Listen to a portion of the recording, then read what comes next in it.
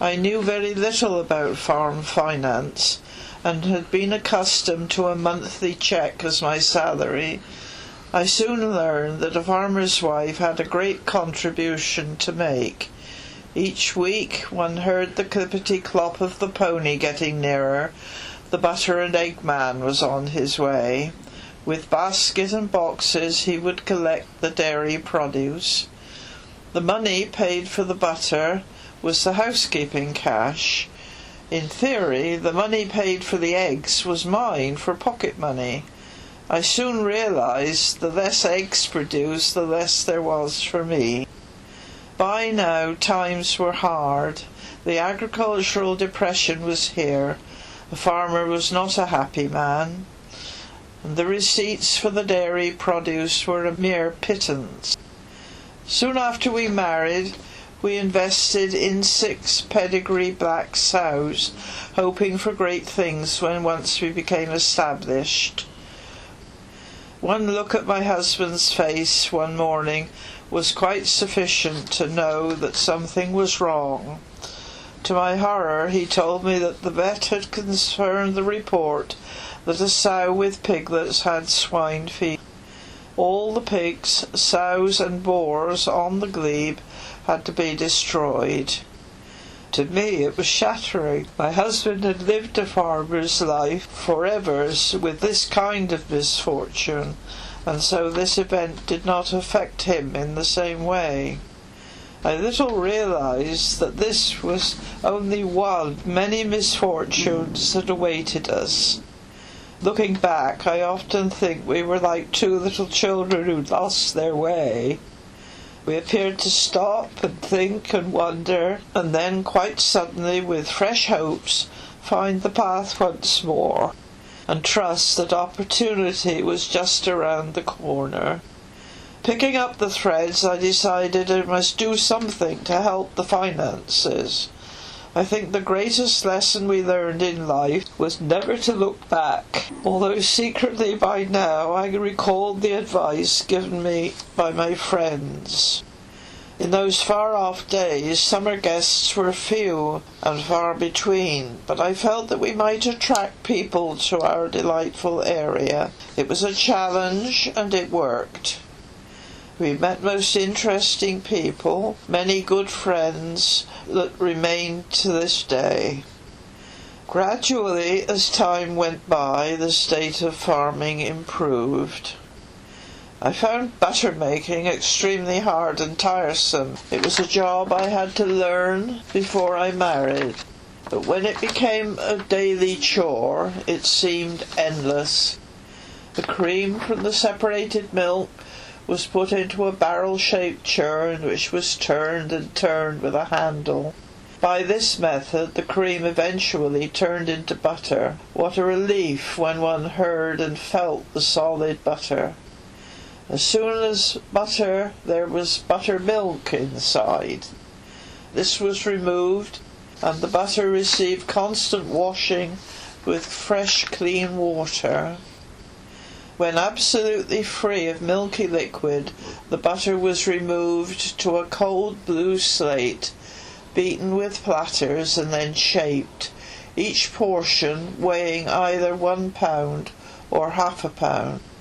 Some were round, some were oblong, but each was finished off with a pattern of corn in a sheaf, or perhaps a swan, which was impressed in a shaped piece of wood. Cold days butter making was not difficult, but summer-time it could take hours. We decided to buy an incubator, and so rear a far greater number of chicken. This was also an endless job. Daily the 100 eggs had to be turned by the touching of a lever. The lamps had to be oiled and the wicks trimmed, and with luck or good fortune, at the end of 3 weeks, on looking through a window, there would be a wonderful sight. Scores of newborn chicken. Houses with louvers ready inside would be waiting them. Warmth was the great essential. A quick turnaround, the incubator thoroughly cleaned, and another batch of eggs was laid. We did this job 3 times during the season, One batch would be the laying chicken, one batch the fattening chicken, a third a mixture, many for home consumption. Poultry were fed twice a day, and eggs were collected every afternoon and put in a box to await collection. To this day I still see broken eggs running down a wall. A most helpful and likeable girl came each day to help. She worked in the morning and cared for the children in the afternoon. We were all going out for the day. Our little son was dressed up in readiness and put in the playpen to keep him clean and out of mischief. He managed to reach the week's collection of eggs, and one by one he was throwing them at the wall. Normally broken eggs were used in the house for cooking and frying, but these were beyond use. Amidst all the amusements, the daily chores had to be done, and time just slipped by. Harvest time came, the hay was pooped, the sheaves of corn were built into shocks until they were dry enough to be carried on the old wagons. They were loaded high and tied down with ropes to tumble along the unsurfaced lane to be finally built into a corn rick. Before returning to build yet another load, there would be a break for croust, scalding hot tea from an enamel jug, saffron cake and fresh buns. The harvest was over, and stacks of corn waiting to be threshed. Late in November, as it was getting dark, a steam engine would be heard puffing and hissing as it came into the village, pulling a dark, clanking hulk. This was the threshing machine. It was on its way to the glebe.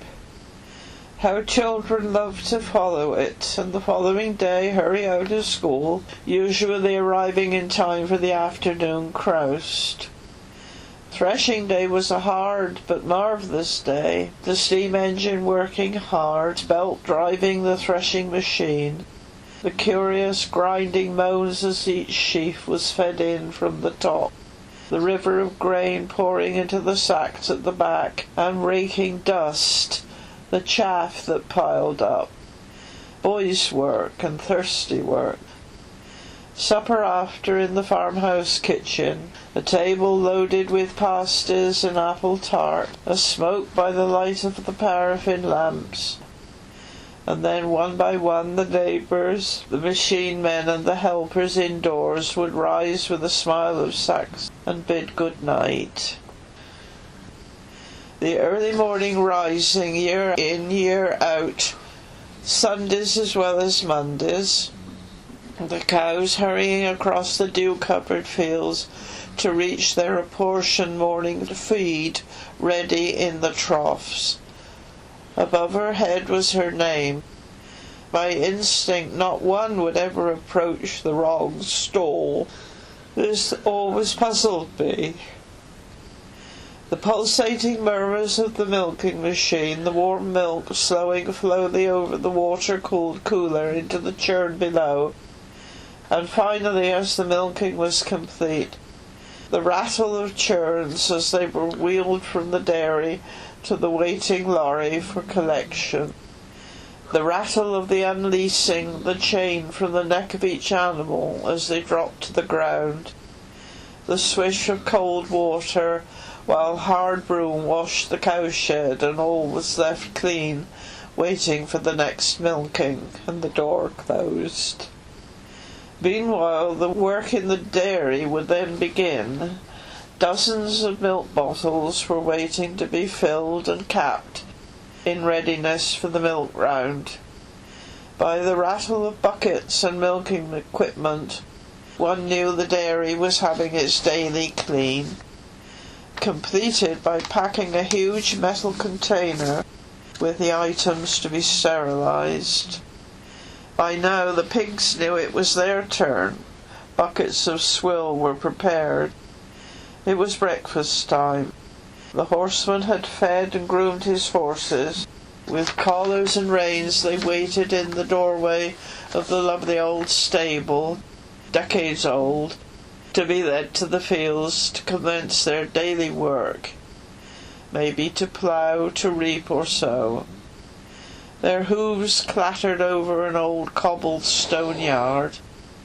In the stable remained the old grey mare, petted by all, but too old to be useful now, pensioned off to spend her remaining days in comfort, a range of food and green pastures to wander through. There was a thought that the time would come when the alarm would ring a little later, and the day would not commence quite so early. The school bus for Helston left the village at 8 a.m. By this time the cows had been milked, and the churns of milk had been collected by a lorry making its daily journey to the factory.